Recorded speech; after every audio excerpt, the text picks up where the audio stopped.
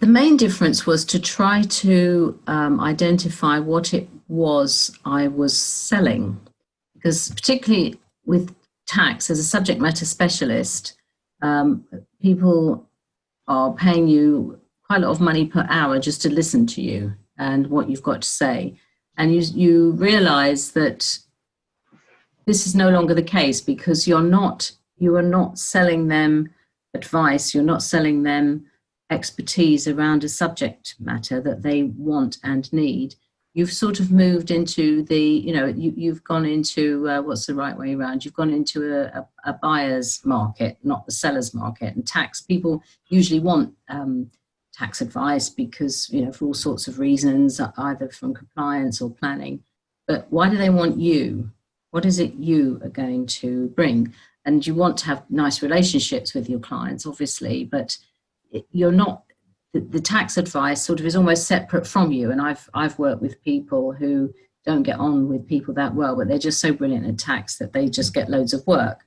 You can't do that, I don't think, in this role, because you are selling much more about yourself. So the big difference is, what am I selling? And that was partly why I took the approach at the beginning of doing it as a sort of personal business plan, just to be clear about what I believe I had to offer to a board, and what commercial and other experience I could bring, and how I would make a difference in that role, whereas it was much easier to articulate how you're making a difference in a tax role because of what you were doing, and the outcomes were much easier to define. So it was very much about, so what is it about me that I'm bringing to this that I believe I can add value to this company and they will want.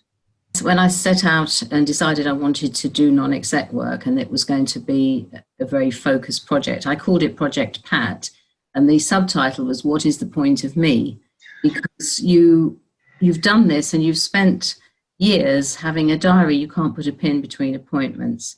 The secretary is walking out the building with you, making notes, asking you about the next meeting and what she's going to do while you're out, to nothing. And the whole thing, I've heard people talk about the white space, the fear of the white space of the diary.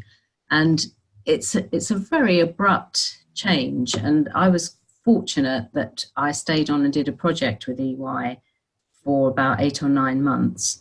And that kind of helped me with the transition, because the cliff edge of suddenly you are this person who does not have a minute to call their own to you've got lots of time. And one of the things I did deliberately when I finished at the end of June as a partner, I had 3 months off to get used to the idea of nobody needing to speak to me every half hour or so.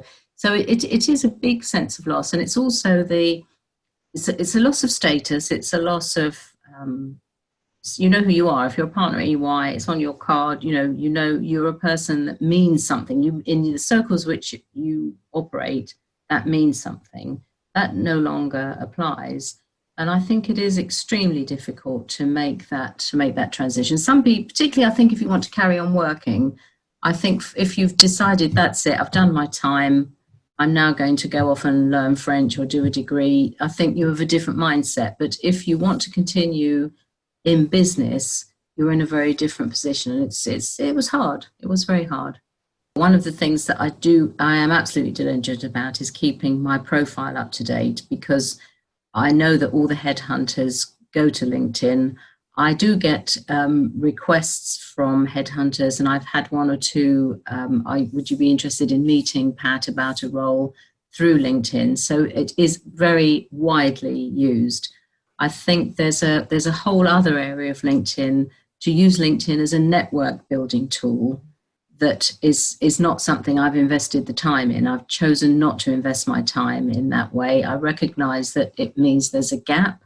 And I've I suppose I'm fortunate that I'm busy enough, and with the networks I have built, I'm doing okay as far as I'm concerned, but it's like anything else. For it to work effectively, you have to work at it, you have to invest time in it, you have to do it properly.